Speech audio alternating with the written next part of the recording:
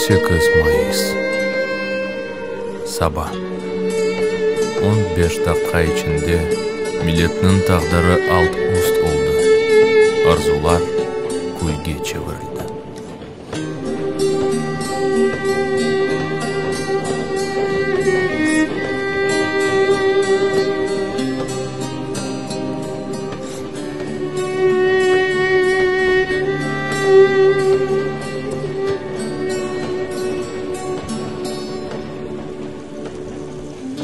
Hatırımızdan hiç de çıkmaz bu ağır günler.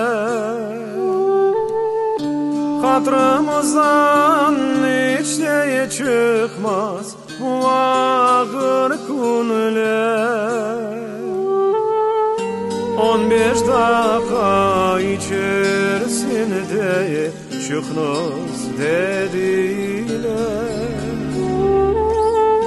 15 dakika içerisinde çıkmaz dediler.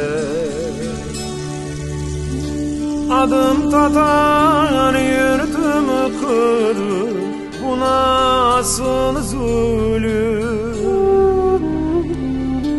Adım tatar yurtum kırır, bu nasıl zulüm?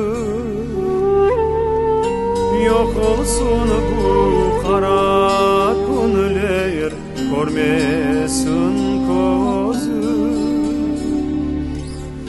Yok olsun bu kara günler, görmesin gözüm. Şu Kırım'ın dağı yüksek, suları salkın. Kırım bizim vatanımız, unutma sakın. Şu Kırım'ın yalısında yeşildir dağlar. Kırım halkı vatan için gece gündüz dağlar.